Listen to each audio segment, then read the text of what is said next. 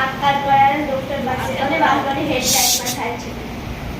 આ છે બહિર્ગોળ અરીસો, જેમાં આપણે પ્રતિબિંબ નાનું જોઈ શકીએ છીએ. જેનો ઉપયોગ મોટા મોલમાં અને વાહનોના સાઇડ ગ્લાસમાં થાય છે. આ અંતર્ગોળ લેન્સ છે, જેમાં પ્રતિબિંબ નાનું જોઈ શકાય છે. આનો ઉપયોગ દૂરના ચશ્મામાં થાય છે અને ડોર હોલમાં થાય છે.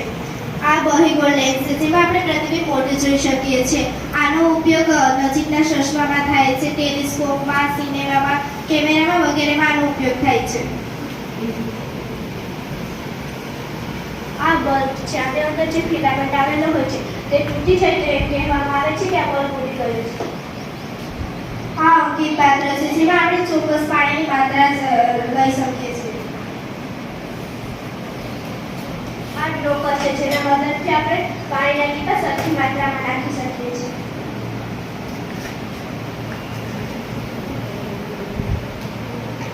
આ આયોડિન છે, જે આપણે કાર્બોદિતની કસોટીમાં ઉપયોગી છે.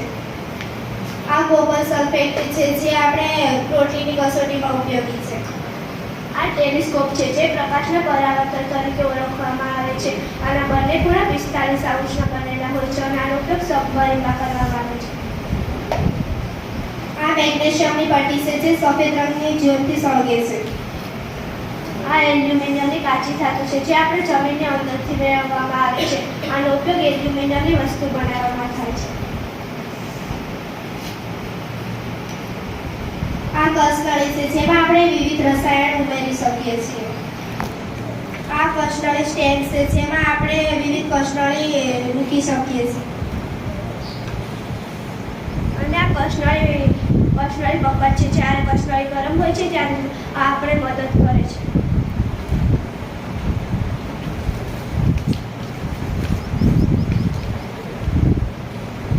આ કૌંકણાકાર ચુંબક છે. આ અંડાકાર ચુંબક છે. આ ઘોડાની નાળ આકારનો ચુંબક છે.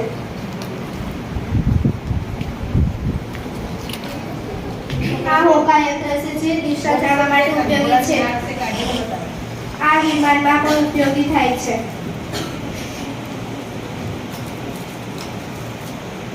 આ ડૉક્ટરનું થર્મોમીટર છે, જ્યારે ડૉક્ટર આપણા શરીરને તાવ આવ્યો હોય છે ત્યારે તે આપણે મદદ કરે છે.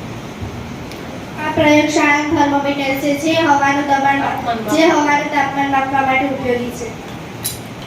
આ સ્પ્રિંગ કાંટો છે, જેના મદદથી આપણે દળ કે વજન માપી શકીએ છીએ.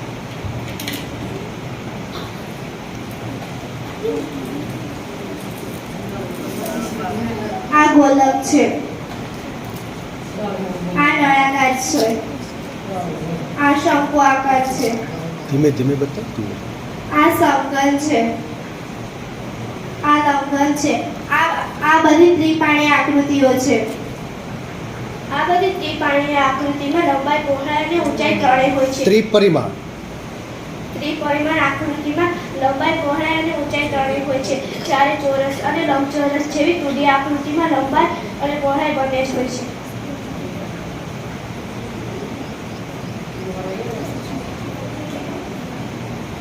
આ સૂક્ષ્મદર્શક યંત્ર છે, જેમાં આપણે સૂક્ષ્મજીવોને નરી આંખે જોઈ શકીએ છીએ. આ મીટર પટ્ટી છે, જેના મદદથી આપણે વર્ગખંડ કે મેદાનની લંબાઈ માપી શકીએ છીએ.